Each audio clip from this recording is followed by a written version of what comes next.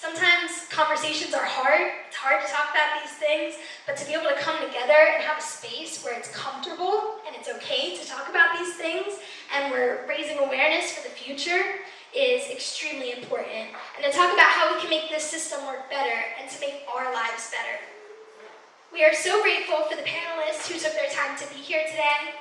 We have a wide variety of perspectives and insight. Our New Jersey Ombudsman for individuals with disabilities sitting in the center, bringing everybody together. Doctors who work with rare disease patients every day, advocates who have created bills, and much, much more. And this is sure to be a very impactful afternoon. And they'll all introduce themselves in a moment. So I'm going to be passing it on to them. But first, we would like to thank the Healthcare Institute of New Jersey. We have Haskell Berman here as a representative.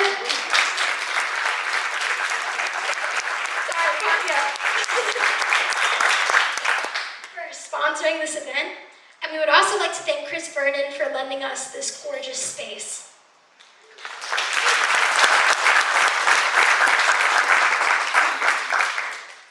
I am incredibly proud to be the one to announce Patricia Gertz to join us today.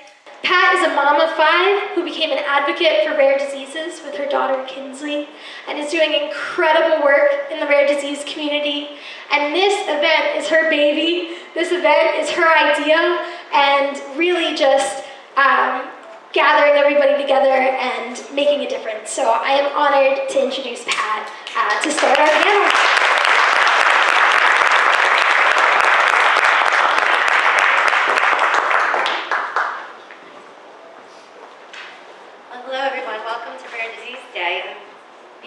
Excited that you're all here to celebrate with us and help us look forward to some change. Let them sit down so they don't take. Wait, what's the matter? Let them sit down.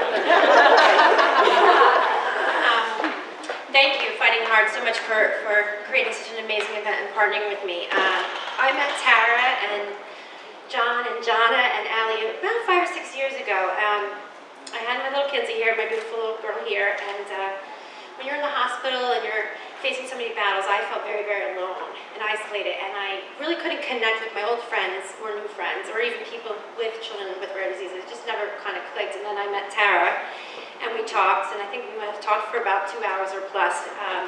For the first time since Kinsey's diagnosis and being born, I didn't feel alone anymore, and that is attributed to Fighting Hard.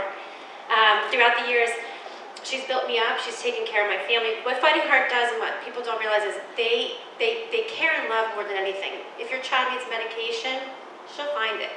She'll get it to you. If your child needs equipment, many times I spent time in the hospital and I couldn't be with my 4 other children here. She sent me Grubhub so I could send them their favorite foods. She sent me care packages. Fighting Hard's outreach, they may seem small, but for the over 60 plus families they service, they are our world, our universe. And I am so honored and so proud to be working with them, and I look forward to all the beautiful things that our future holds. So please give them a big hand.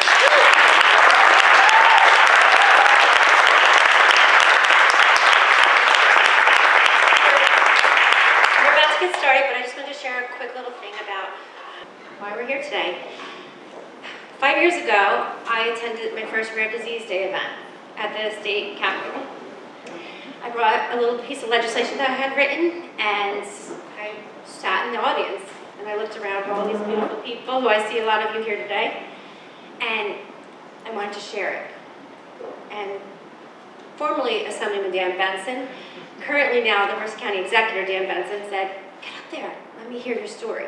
And I remember standing, and being like, but I found the courage to go to that podium, and I shared Kinsley's story. And that has changed my life and the lives of my family, because that was the first day that I became an advocate. And I'm very grateful to you for that.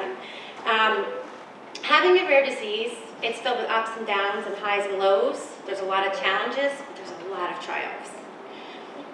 Having the rare disease is not what connects us here, because we all have different ones. What connects us is our experiences and all the things that we share together. And that's why we're all united here today. And by being here, each and every one of you are part of that change.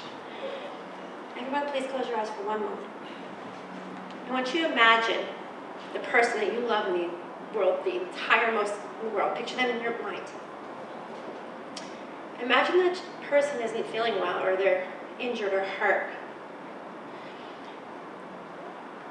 Imagine they spent a third of their life in the hospital, have had over 60 surgeries, been on life support, been resuscitated by you and came right back.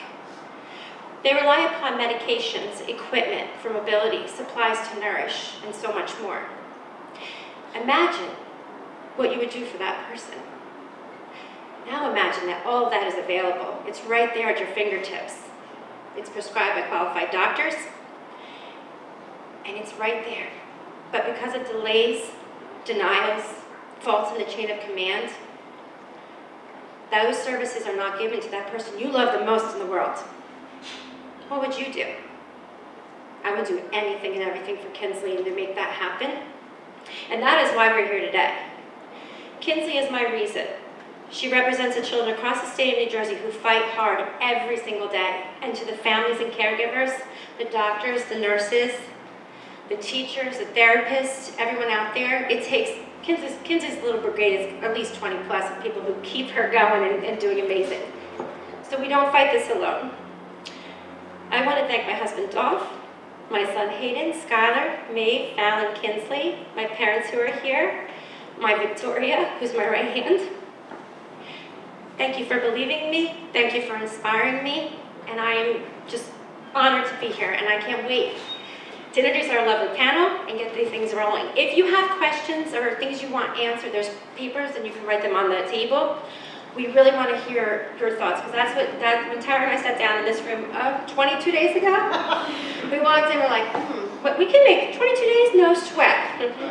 We really want to hear your voices and your opinions, because we're about change, and we want to know small, big, how we can help, and then having this esteemed panel, which thank you all so very much. Can't wait to hear what you have to say, and let's get ready on this work for positive change.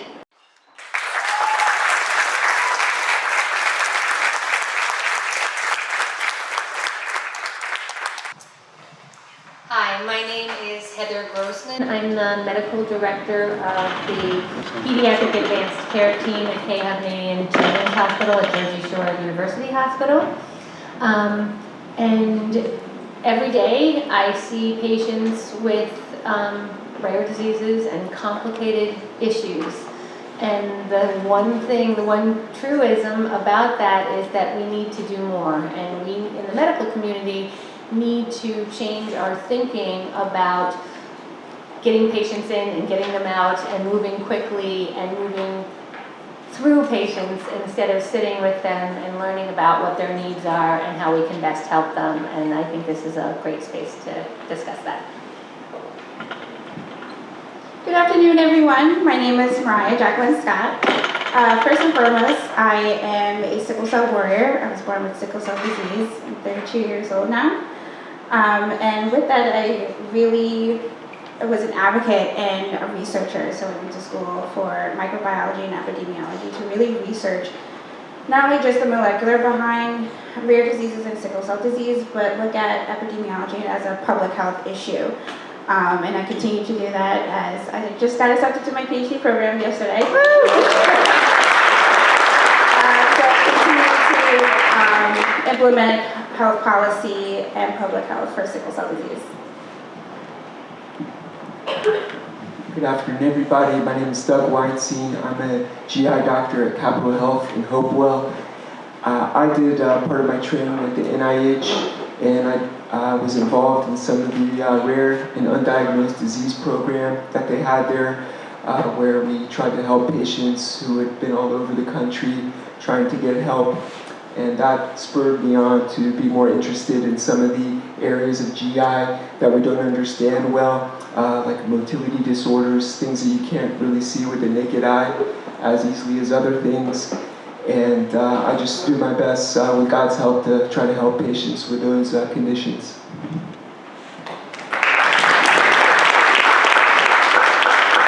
Good afternoon, everyone. My name is Samantha Willinger. I'm a certified child life specialist as well as certified pediatric and adolescent grief counselor. I am incredibly honored and humbled to be here today. Some familiar faces that I've had the honor of working with in the hospital setting. But my role as a child life specialist, for some of you who are not familiar, what that role is, when working with a patient, I explain to them that my job is being a teacher in the hospital. And it's my job to make sure that pediatric patient has full control, or as much control as possible, within that healthcare setting. And some things as adults we may overlook, thinking it's not that big of a deal, or ways that we can just make their healthcare experience a little bit more comfortable, or normalize it a little bit. Favorite shows, favorite stuffed animals, characters. How can we work through a procedure in a developmentally appropriate way that these patients have full control over what to expect when we're walking into that treatment room, and giving them the option of what arm are we going to look at first, or let's do medical play first so we can really understand what's going to happen to you within those four walls, but also giving these children a voice. That, they're not just walking into a room and their parents make the decisions for them, or the medical team makes a decision for them. And how can we allow them to build this legacy regardless of what stage of their diagnosis they are in? How can we allow these patients to fully live to their fullest potential and make memories and really focus on the full multidisciplinary team, as well as focus on the full family, and allowing the family to continue to be a family wherever that location may be? How can we bring everyone together? So I am so incredibly honored to be here today, to also serve on the board of the Fighting Heart Foundation. I met the Crockers in my days at Jersey Shore University Medical Center, and when they asked me to be on the board, I said, yeah, sure, no problem. It was this little board that was sending care packages occasionally, and now they're these world changers, and it is such an honor to watch Jonna and Allie grow this foundation to what it is, and just watch all of their success and give some patients a voice that may not have one.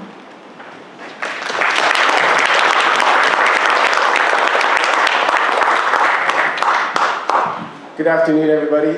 My name is Paul Aronson. I'm New Jersey's ombudsman for individuals with intellectual or developmental disabilities and their families. And aside from having the longest title in the state government, I lead an office. It's a relatively new office. It's about 6 years old. It was created by the state legislature, signed into law by the governor. I'm appointed by the governor. And our job is to really just work with individuals, work with families across the state, just to help make sure they get the services and supports that they need and deserve. We work with children, we work with adults, we work with families. We work in a very personal way, on the phone every day, in video meetings, but whenever possible, I drive around the state meeting with families in their homes, really trying to get an understanding of the challenges that they're facing, and try to find ways that we can work through them together. I'm also a family member. I'm the youngest of four. All three of my siblings have had a mix of disabilities and healthcare challenges, and so that's where I sort of became very passionate and informed, and this is a real labor of love for me. So it's great to have this position, it's great to be with all of you, and to work with all of you. Thank you.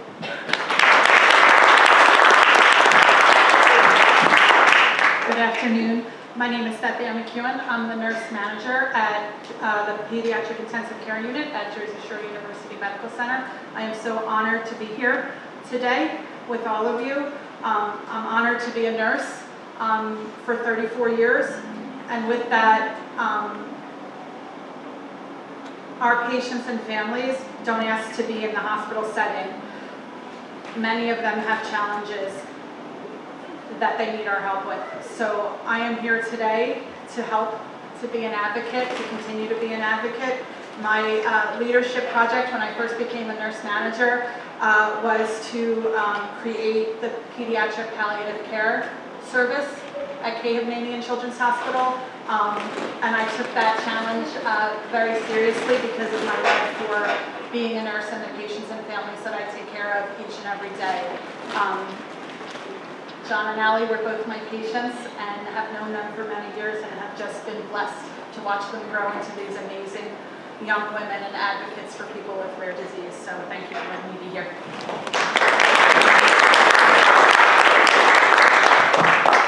Thank you, everybody. My name is Les Barr. I'm the Director for Simulation at Rutgers, State University of New Jersey. I work for the School of Pharmacy. And I'm also a paramedic for almost 30 years now. I still work in the field. So the intersection where I come from is watching healthcare sort of go through the knowledge growth that we've seen, and then how do we transition the next generation of healthcare providers to work in the innovation side. Every day new drugs come out, every day new treatments come out, and it really comes down to that interprofessional team that has to work together.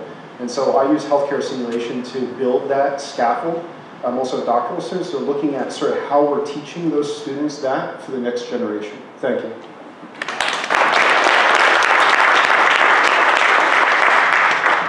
Thank you. First of all, it's an honor to be here, part of this great panel. So I'm Carolina Alders. I'm a nephrologist by training. I worked as a transplant kidney nephrologist for some years. Then I made the transition to the pharma company 11 years ago. And 4 years ago, I joined a specifically unit, the nephrology unit at Novartis, which has a development program dedicated for some of rare kidney diseases.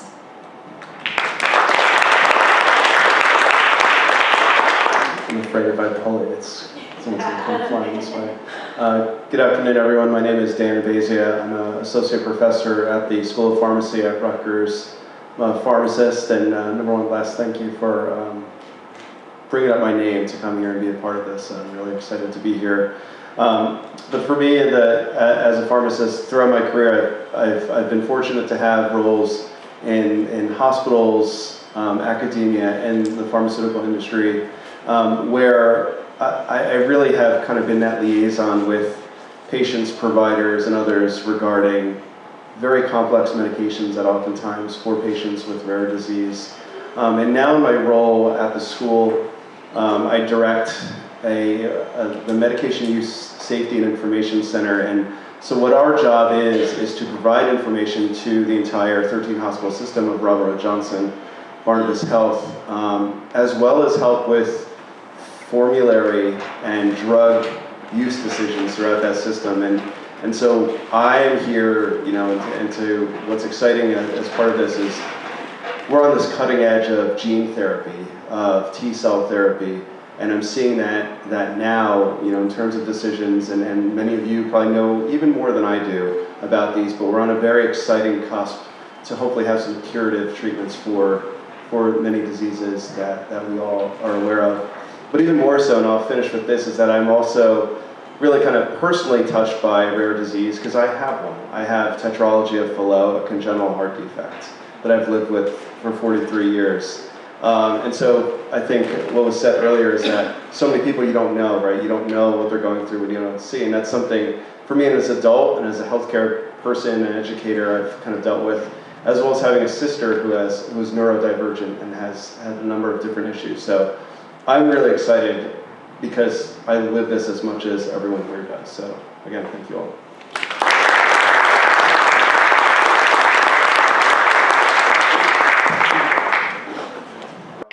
So we're going to kick off our panelists. We're going to speak. First question is going to go to Mariah Scott. Mariah, living with a rare disease goes beyond the patient, the caregivers, the friends, the employers. What should researchers and policymakers consider to include for those who make our lives a little bit easier? Thank you, Pat. First and foremost, thank you for inviting me. As I'm talking to everyone, it's such a blessing to be around so many advocates and so many stories. But I like that question because I think when we go into different medical practices or wherever we go, we just see the patient. It's just labeled across our forehead that we're just the patient. But it's a team effort. It's a family effort. Many times my fiance's there fighting for me. My mother's there for fighting for me. But they're not included in the conversation. They're not included in the health decisions. They're not included in policy or insurance decisions. A lot of the times that's who we go to for help. Those are our advocates when we cannot speak or we're in pain or we cannot voice ourselves and be advocates. So I think now looking at a policy level, an insurance level, cover and access level, we really need to look at the whole picture and look at the family as a system. It's not just the patient, it's about who's ever there fighting for them. Many times he will hear it, I'm fighting for insurance coverage for different medications, but then we're looking at our our expenses, can we cover it, can we pay for this? Then when I'm in the hospital in pain, I can't voice what medications I need, or the doctor needs to know their right amount. I can't talk, but I need my mother on the phone. And then sometimes doctors are like, why do you have your mother on the phone or someone on the phone? Well, I need someone to talk for me. So we need to really look at this as a whole picture of family or friends are our advocates when we can't speak sometimes.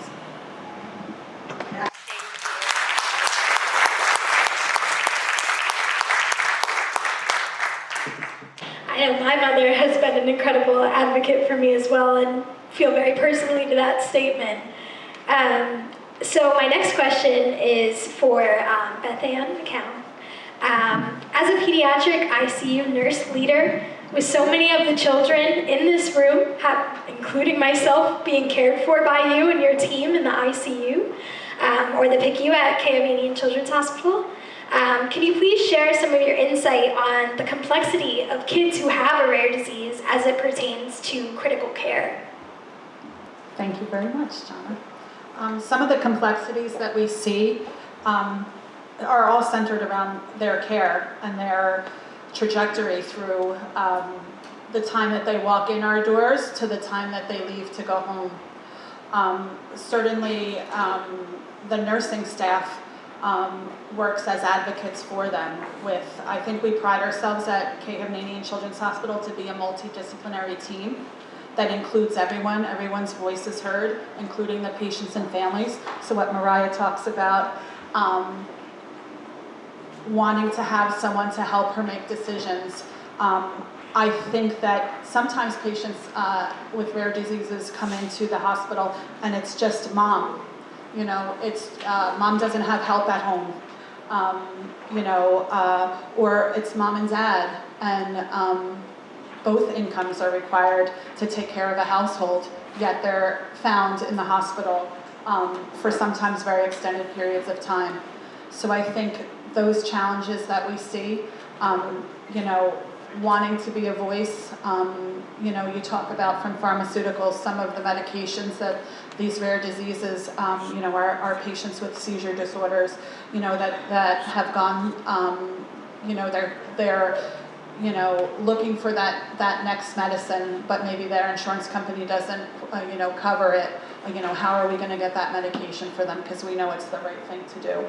So I think, and it might be, trying to get them home safely, where they want to be. And maybe, the nursing care, they get 8 hours through an insurance company, and maybe they need, 12 or 24 hours.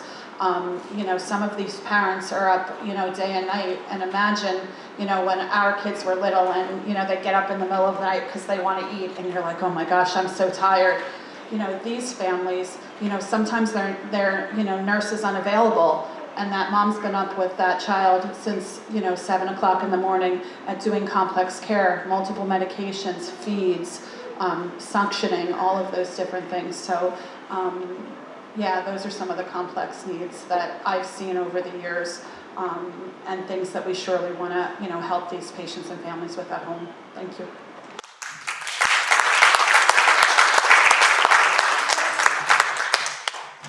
And just to add on to what you were speaking of, spending so much time within the hospital care, what the work you do is absolutely amazing, because the stress that it is upon the families and the parents in there, and I can speak for everyone when I say we really appreciate all that you're doing in that area. Thank you so much. And just to touch on another thing that you were saying about not being able to get medications, this is my biggest quirk, I guess, and that's why I'm just going to jump right in and say that. There are medications out there for patients that can help give them more quality of life. Some of them are life-saving, and they're not accessible. And that is something that, I'm just going to say here, there's ways that we have to fight to get that. Because if there's a medication that can cure you, or help you, or make you sleep better, or breathe better, or digest better, and it exists in this country, why can't we just make it happen? And I joke with Tara, it's like, we're just going to have to go over the border to Canada one day and get our medication for our babies because we need it. And it's a joke, but it's the truth. And I just want everyone to think about that today. Everyone on the panel. Just for the record. We haven't done it yet. We haven't yet. But Literally not. everyone here, think about that, because I know that all the families here, you've gone through this, and that is something that we really need help and support in for that. So thank you. Okay. Dan, what medications and related therapeutics are you on the horizon for treating and managing rare diseases? I'm very excited to hear this one, because this is the one that always brings out hope, the new things coming. Man. I want everyone's eyes to glaze over for me to do a lecture, but I mean, really, from what we're seeing now, and my colleague to the right of me could incorporate it as well, is, you know, if you look at the pipeline that's coming through, I mean, there's quite a bit. So, but what's exciting, especially for rare diseases, are these gene therapies. And so, for instance, to use one that we've recently reviewed as part of the RWJ system, some of you may have heard, it's the brand name, it's hard to even pronounce the actual name, but it's Zolgensma, and it's for skeletal muscular atrophy. And it's amazing, because from the data that we have, it is potentially curative for this disease, and allows children to, now we don't have a long-term effects of this, but to live a relatively normal life with that disorder moving forward. So gene therapy, right, using viruses to implant new genes is really like on the cusp of where we are with many of these genetic diseases, as well as on the oncology side. Many have heard of CAR T cell therapy, and really embedding and infusing immune cells into therapeutics to again be potentially curative for these diseases. There's other areas as well, but those are two of kind of the hot areas when it comes to this topic right now, especially rare disease that we're on. But on the flip side, to the point of access, right, of these medications, Zolgensma is somewhere, and it's hard to pin down, $2 to $3 million per dose. And so that is where we in the healthcare profession, and all of you, and are trying to figure out how we do this. If drugs for one dose, one treatment would blow many budgets out of the water of how we do this. And so to your point about access and getting drugs available, I teach a course that incorporates a lot of managed care, and if there's one thing to take away from this that I'll try to do with my students is really make sure that it's very easy for us in the pharmacy field to keep someone they're a number or a medical record number, I should say, and not be that person, but to really incorporate when we have these high-cost drugs that get evaluated, and prior authorizations and utilization management, and all these things no one here wants to hear, to keep that perspective that there is a person behind it. And so that's kind of where we're at, and that I think we're on the cusp of amazing technology, but also where we cover them because they are so expensive at this point. Thank you.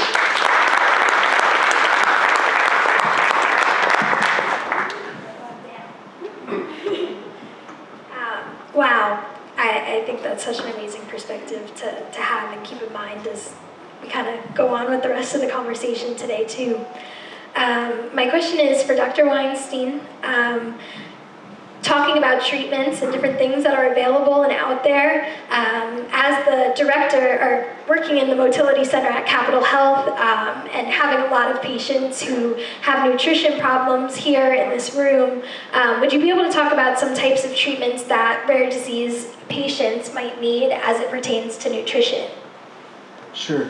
So when patients have nutrition problems, the first goal is to try to find out what part of their gut may be malfunctioning to impede their ability to absorb nutrition correctly, and if there's some way to improve the function of that part of the gut, either using a medicine or other therapies, that's the first step. That's the best way to avoid having to have a tube to be able to obtain nutrition. Of course, everyone would prefer that over having a tube that they're always going to have attached to their body. But in a situation where the therapy is not helping, or for some reason is not thought to be able to help that patient, then having a tube is definitely going to make a huge change for that patient's life. And then it's a matter of trying to decide what kind of tube will be the most permanent or reliable way of giving the patient nutrition, whether it's a tube that goes into the stomach or a tube that has to bypass the stomach because of the stomach not functioning properly. And that always is a preferred way of giving patients nutrition. And then there's many new formulas coming out from different manufacturers that are more vegetable-based, plant-based, organic, that are going to be able to be tolerated a lot better than the old-fashioned types of formulas that are synthetic and have other unnatural ways of giving people nutrition. So more and more companies seem to be aiming for more natural ways of giving people nutrition. And then if patients are still not doing well with nutrition into the gut, then the last resort that we go for is nutrition directly into the vein called parenteral nutrition, TPN.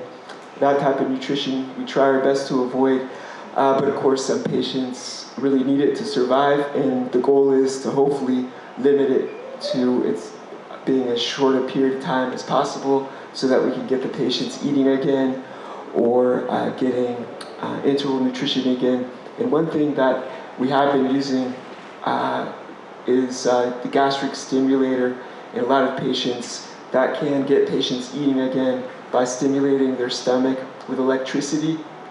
And it's an old technology really that's been around now for about 20 years, but it really hasn't been improved upon. But now a new company has taken over that's really focused on improving how it works and understanding how it works. And so there definitely is hope for improving patients' ability to eat and not have to fall back to these artificial forms of nutrition. Did that answer your question? So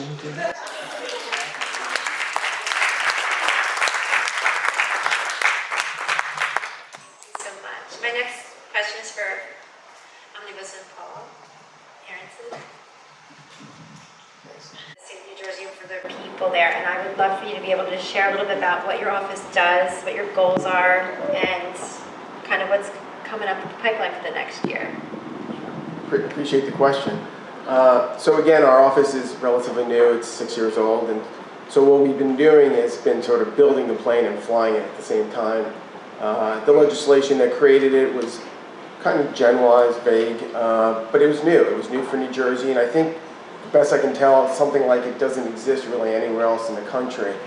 And it's an office that was born out of the recognition that while there are a lot of resources here in New Jersey for children as well as adults with intellectual developmental disabilities, it's a really difficult sort of, it's very difficult to navigate. It can be overwhelming, as I'm sure many of you know.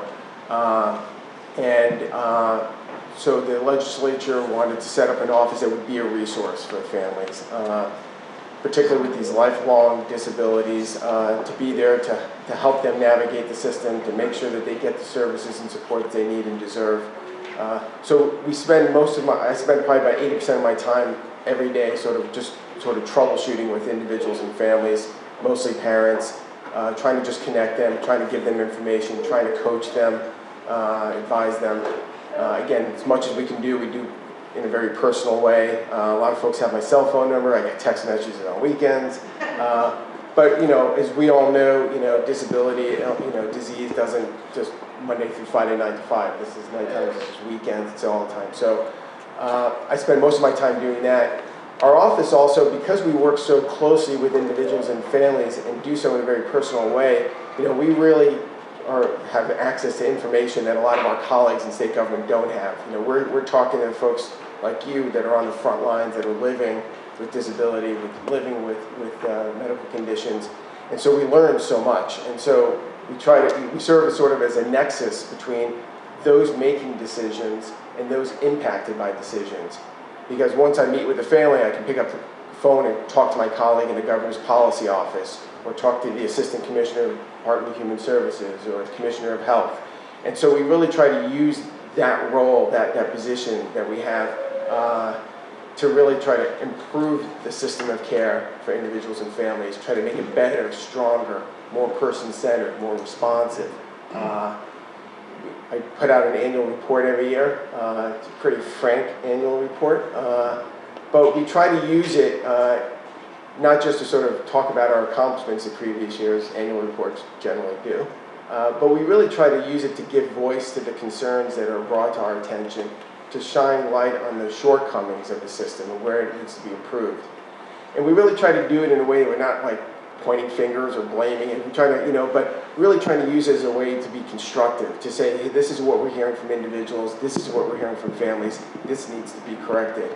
And so we try to do that through our annual report, we try to do that through our day-to-day conversations.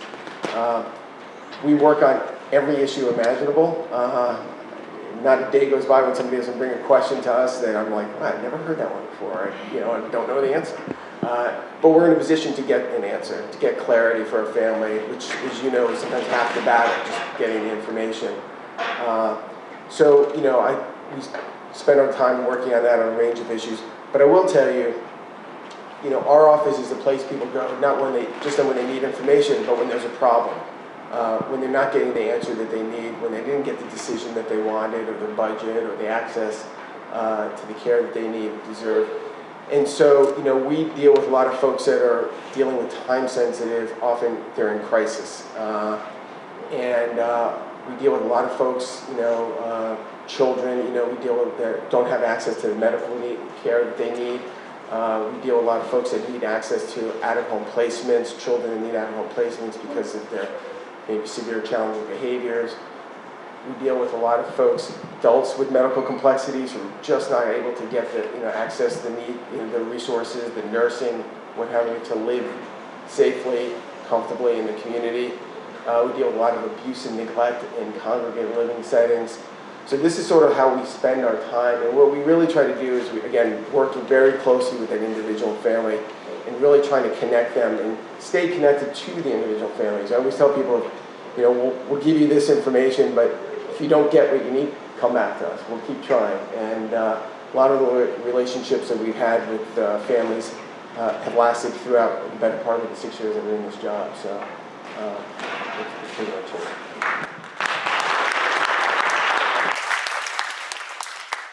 Our next one is going to be for Les. We would like you, if you can, to share a little bit more about your work as the director of the simulation program at the Ernesto Mario School of Pharmacy. And also, are there opportunities for education through the simulation lab to teach how rare diseases can impact multiple disciplines? Absolutely. So thank you very much. I guess first and foremost, I'll explain that what we do in simulation, a lot of people think it's like, oh, you're just pretending what you're doing. And what we're actually doing is we're creating a safe container so that our learners, and those learners can be from the graduate level all the way up to attending physicians that are learning new procedures, new skills, they're learning new therapies, they're learning how to do those things or how to counsel those maybe with a rare disease and come together in that aspect. But really navigating the healthcare environment as interprofessional. And so one of your signs over there said it takes approximately 8 years and 10 specialists to diagnose a rare disease typically, and that's a common theme that we find. And what we do is traditionally most healthcare is sort of taught in silos: medical school, nursing school, PA school, and they go through 2, 3, 5, 6, 8, 9 years of training, and then all of a sudden we put them in a team in a hospital on the floor and say, go take care of this patient as a team member. And so we do scaffold that as they go through that. But I think there's so much knowledge and so much information out there that it's hard to make sure we accommodate for all of that teamwork sort of basis throughout. So as we sort of envision the next version of Health 3.0, where we have innovation coming out, what we're trying to do is teach the disciplines that you need to lean on each other. So a nurse is the expert in the family and the unit and taking care of that individual. The physician or the surgeon might be the expert in the procedure of cutting. The pharmacist is going to be the expert in the medication. But to realize that I need to turn to my colleague and say, what do you know that maybe is new? Or what's coming down the pipeline, because there are experts that are doing that. And so that's really the space that I look forward to. There's a new set of competencies that were just released, the Interprofessional Education Collaborative. This is a national, it's actually recognized under the World Health Organization as sort of the next society aspiration, and being able to work together interprofessionally to handle these diseases and these states of illness.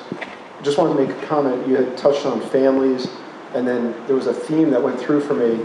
It's time where the families are engaged in caring for their loved one, and you are also advocating. You're being the advocate and the case manager for your loved one, and then you're stuck at the same time trying to make phone calls, and you're emailing, and you're getting letters, and there's only so much time in the day for that family member to do that. So I think maybe care navigation, going back to your point, sir, was that becomes a very important thing, and that care navigation has to include the interprofessional, the patient at the center, and the family members with them.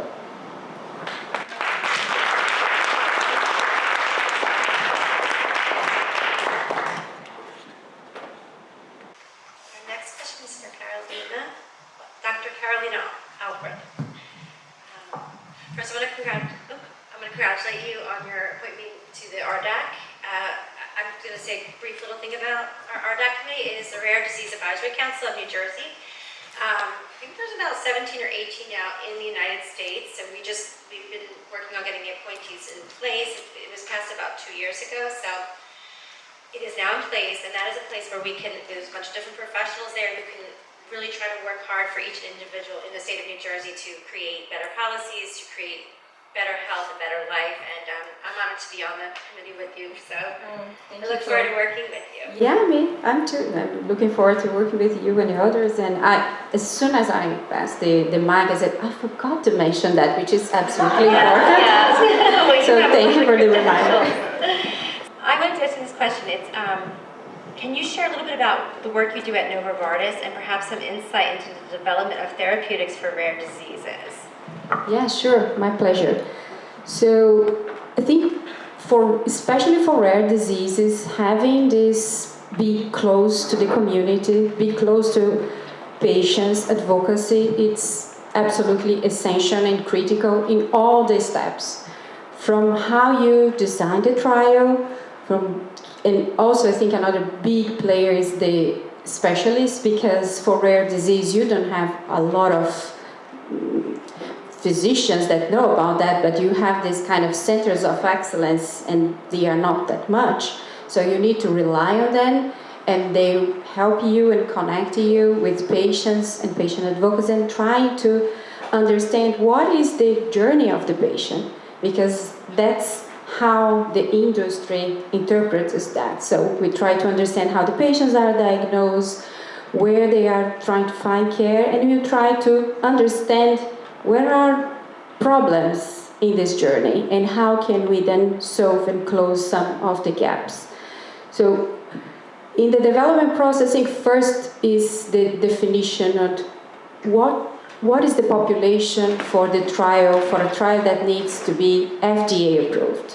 So how many patients do we need? Because it's easy for any researcher to think about, let's design a big trial with thousands of patients, and we have some on placebo and some of the therapy, and then we will find the results. But we cannot afford that in rare disease. So first is all the discussions that industry and in partnership with patients and these experts have with FDA to define what is the best endpoint.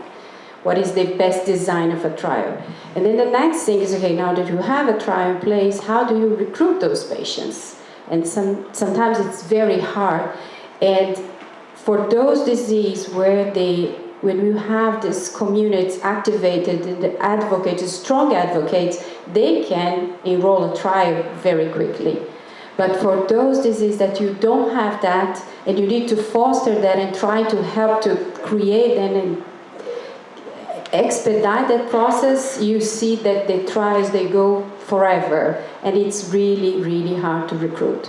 So that's one element of what I do. The other is trying to understand what is happening in real life, what patients are feeling. And I remember that story because I'm a nephrologist, and one of the diseases, say, oh, but I've never seen a patient complain about that. I don't think this is correct. And then someone said, no, it is. The social media listenings that we conducted, patients, they all complain about that. And I said, wow. And then when you listen to the patient, you see over and over again that there is a disconnection between what we have been studying in the medical books and what they really struggle. Maybe what we value, it's not what they value. So I think that is... And then we bring all of that and go to the education, which is a big part of what pharma companies we try to do. We try to educate physicians of the new mode of actions, of new technologies, inform them about the trials that are open, and sometimes try to teach them a little bit more. Like maybe it's not only about that, but also pay attention on those other aspects. So it's a little bit of what I do as a medical director.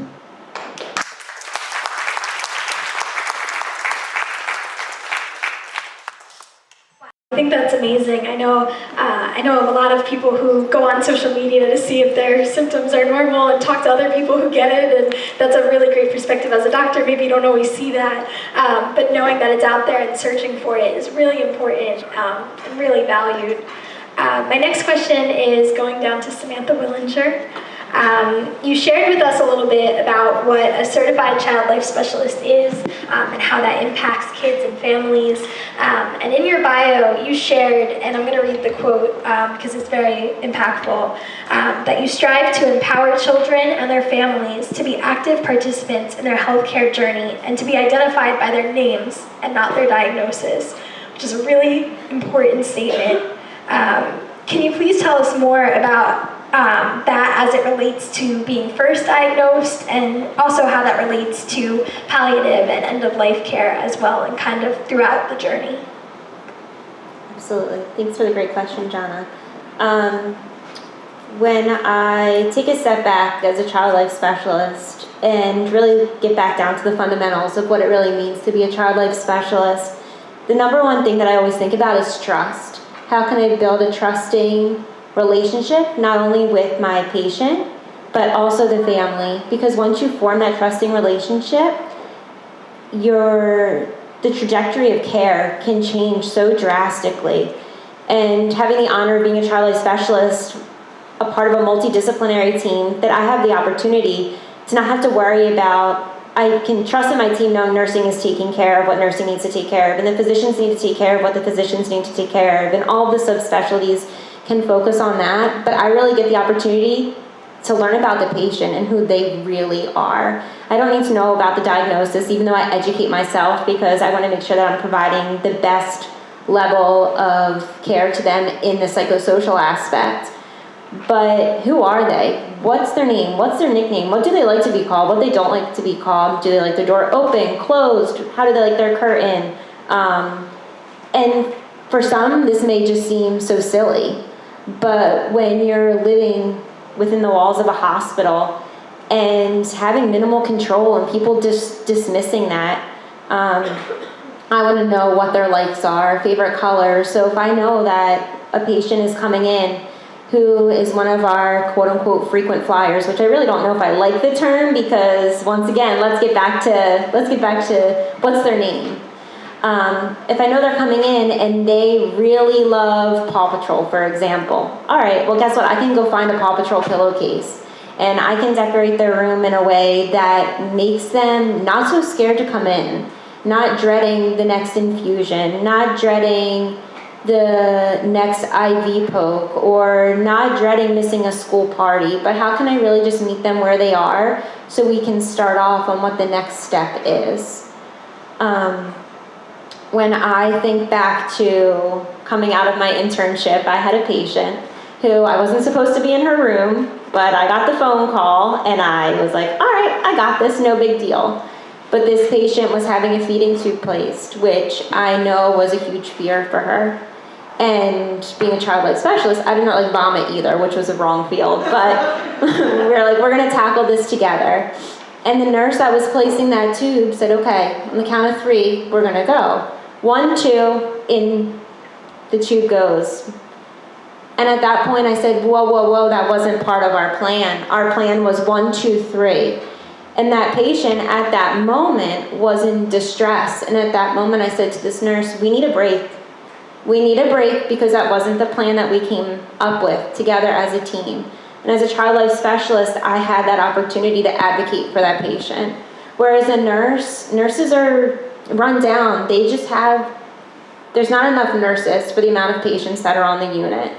And nursing is a job from the heart. But sometimes they just have this list that they have to get done. And maybe the mind was, okay, what do I have to do with the next patient? And didn't even think of that number 3. But as a child life specialist, I had that opportunity.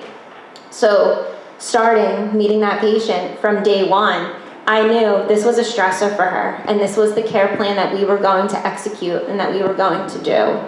And being able to ride that roller coaster with the patient of what that looked like allowed me to form that trusting relationship that carried me not only through my career as a new child life specialist, but also every other patient that I met with. And going from initial diagnosis to each milestone of watching that patient navigate their healthcare journey, I've had the opportunity to ride the highs and lows with them as a child life specialist, but also as a support person for the family as well. And joining that pediatric palliative care team really allowed me to focus on the needs of the patient at that given time and be an advocate as a part of that multidisciplinary team also. So from initial diagnosis to have that trusting relationship until where we are with their current phase of treatment.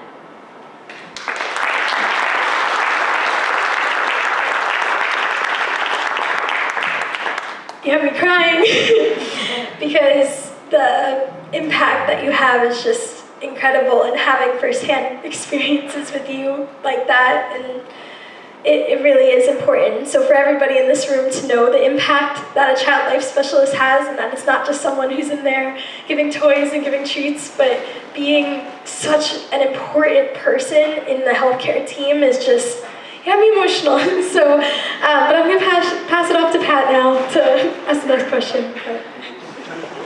And if you don't know, Jonna was the patient.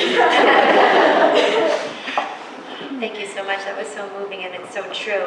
Like the care and the love that you give it, and being treated as like individual and special, and not just another numbered person is absolutely everything, especially when you're in the hospital. So thank you for all you do. My question is for Dr. Heather Grossman. How are you? So it's going to be a little bit of a mouthful, but as the director of the Pediatric Advanced Care Team in palliative care, you have a big job out there of a lot of different things and arms reaching different ways. So I wanted to talk to you a little bit about the impact, how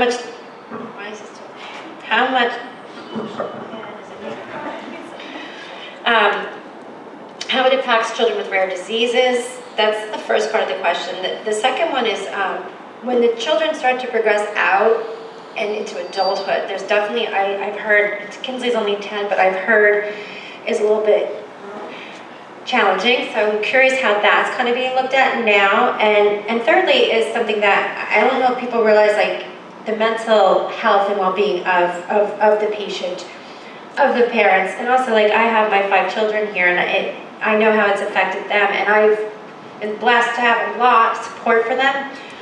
But is that something that you guys are looking at and something that you're taking into consideration, because it affects the entire family? So those are a lot of questions, but I was wondering if you could kind of steer that one in for me. All right, everybody settle in. I like talking, I'm not even going to start by answering the question because I want to go back. I was taking notes because that's the kind of nerd I am. I want to go back to some of the things and the things that have been said over and over again, because I can't think. The marriage of rare diseases and palliative care is echoed in everything that has been said so far. And I'm going to go a little bit backwards because I'm going to start with what Sam said about sometimes people think it's silly to do that. There's nothing silly about making sure that a patient and their family feel seen. And I think that is such a struggle for parents and children with rare diseases because we don't see them. We don't see them often enough. We don't hear about them often enough. And so we're in a very rarefied space when we get the opportunity to be with other people who understand what that's like and know those struggles. And I think that that's super important. And then the idea of the interdisciplinary team, which is the essence of a palliative care team, where we want to make sure that every member of the team has their own expertise and their own knowledge, but also their own relationship with the parent, with the patient and the parent. And that relationship is essential in how we care for them. And that's such a big deal. On my team, we do interdisciplinary rounds twice a week, where I want to hear from every single person on the team, because somebody knows something about that child that I don't know from a medical perspective. And it impacts how and what I want to treat them with. And little things about that they prefer to go on 3 helps me before I walk in the door. And so encouraging the medical community to pervasively act as a team and not as individuals is essential to getting the best possible care, especially for rare diseases, because they are so unique. So those are some of the big points. In answer to the first part of your question, I think that that rare diseases, as I said, are essential to what we do in palliative care, because we want to know the whole person and every part of your journey. My team makes a little bit of fun of me, because when I go in to do a history, I take a really long time, and I'm a little bit of a dinosaur.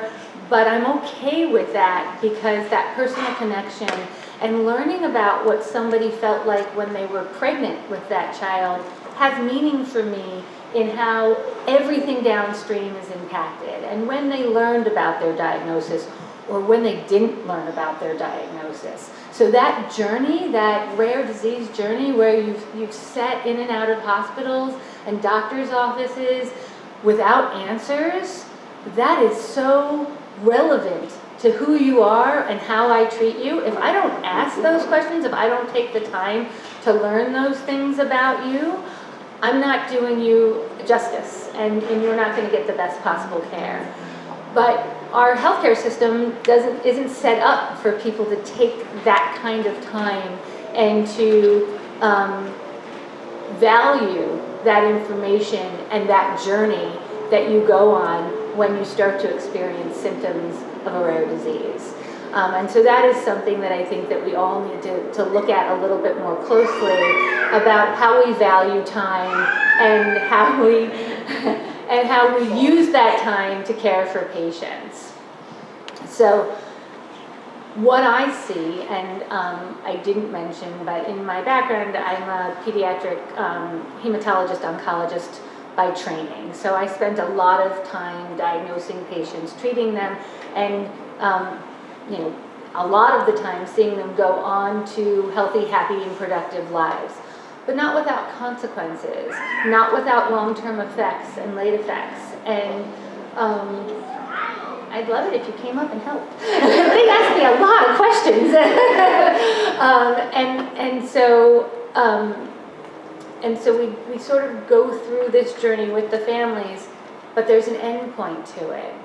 And I always feel so blessed to be part of any family's journey. But I know that when they're 21, 22, 24, 26, 28, and I'm certified in adults and pediatrics, so I sneak into the adult world a little bit. But I know when they hit that limbo period that Beth Ann was talking about, between 18 and 26, really, there's a big limbo spot. These patients that have gone through the travails of getting the right diagnosis, of finding the right team, and feeling comfortable and safe and having that trust that we all know is so essential, then they're asked to leave all that behind and start over with a brand new team. you can imagine, and some of you already know, how daunting that is and how overwhelming that is.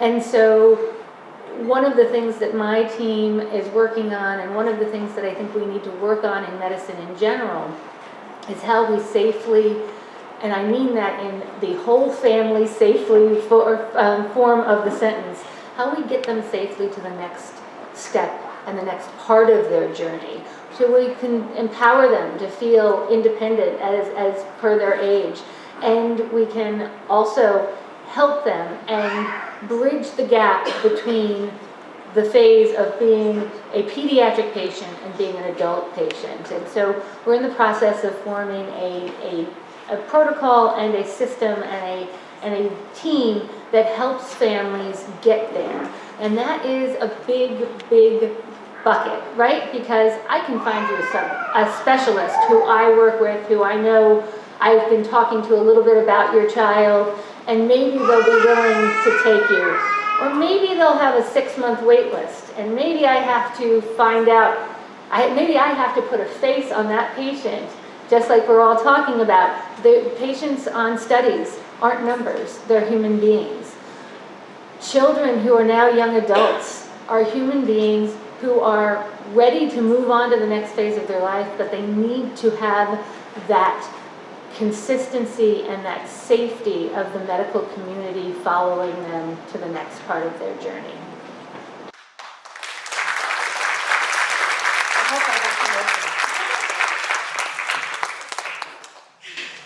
I just want to interrupt really quickly. That was like so well said, Dr. Grossman. I really appreciate your perspective on that. And I looked around the room, and there's a lot of young adults in this room, a lot of young adults in our foundation, mostly because my girls are young adults, and so a lot of the people that we've met along this journey were in the hospital with us, sharing certain experiences. Heck, we have one who was like a hospital buddy for months. I think she was like making room switches and figuring out the whole way to work, and they grew up together in the hospital, for lack of a better term. But all of these young adults in this audience are shaking their head yes. It's such a struggle for the transition. And I know Dr. Weinstein has just recently opened his practice to 13 and to 17-year-olds, which has been really helpful for a lot of those to be able to maybe transition or see him first and then kind of go into the adult world. We need more of that. We don't have that. A lot of the special needs families as well, so rare disease and special needs, they're just left like with literally nothing and just expected to change over with no sense of direction, with no trust, with no treatment plans. It is nearly, I mean, it is such a struggle for us, personally, and then I know that you can see all the families in this room shaking their heads yes, because it is such a problem. So if you take something from today, please, that transition of care is really, really key for a lot of us. And starting it early enough to maybe help that transition, so that when it is a 6 or 8 month wait, right, for an appointment, to maybe start that at 15 or 16 years old, so they can meet the doctor, know about them, and get in that rhythm of being a patient with them, or learning what they've been through for the last 18 years that they've been part of that patient. PD day stay, same problem, right, Beth Ann? We've talked about this over and over again. One day you're 17, they will not talk to you, and then the next day you're expected to like literally just know your entire history, everything, and say, sorry, you can't come back here. There's a lot of factors that come into that transition. Ms. Breeden, if you'd like to share today what happened with Kelly, we'd love to open the floor to maybe the audience to kind of share, just some general questions or to the panel of like what that looks like. And then that way we can all share together, right, that rare, so that we can take something out of here and go, you know what, I want to work on that in each of those fields, wherever you might be, because it really does matter, right? So Kelly matters, right? Every person in this room, every child who's enduring that, they matter. And how can we share that today and truly impact that change, the policies, and I think it really does matter. So I appreciate you so much working on that program. It's going to truly, truly matter to so many people and really touch their lives. So thank you for that, and just keep doing it. And I really do want to hear from you guys. I really do want to hear from you guys because we have an opportunity. We're building this from scratch, and we're modeling it on a program out of Harvard that was actually started with sickle cell. And it's a good program, but it was specific. And I want to generalize it to all the different diagnoses that we see. But what's important to you guys as individuals is obviously going to be different than what I see and the struggles that I come across as I try and transition patients to the adult world. Because, you know, I'm selfish. I want to know what's going on with them, so I want to be sure that the people that they go to are going to communicate with me and let me know how it's going, but also are going to have the time to see the patients and take the time to get to know them beforehand. But those are the things that I know are problematic. I'd love to hear what's important to you guys and try and incorporate it in what we're trying to build, and then maybe have that be the starting point for hospitals across New Jersey and then across the country to really understand investing in getting these patients to a healthy point in their adult journey is extremely important. Yeah, please, Ms. Frieden, share, yeah, if you don't mind, Okay. just Hi, Kelly. She's 20. I'm in the middle of that adult.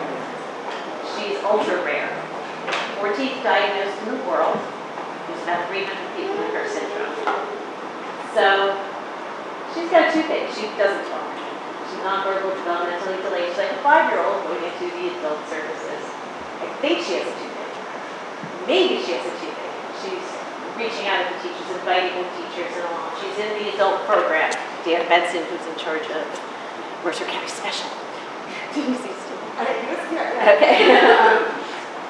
So we think she has a toothache, so I called the dentist, but she has to go to the special needs world, which we have an appointment for a new dentist that's going to see her in 3 weeks, and he tries to get her under Medicaid, but he has to be New Jersey, so we're going to see her in New Jersey, and then they'll look at her, we'll figure out a plan, and then when we can, we'll get her under anesthesia in Philly, where his office is, because she can't do anything unless she's under anesthesia. So, okay, great, but call my regular dentist, because we're going to Disney one day. Let's not ruin the trip with the toothache. Can't see her. Take her to the pediatrician. There's no access. There's no, okay, just good luck, here's the Tylenol. And what I get is a lot of good luck. You know, we have the exome study.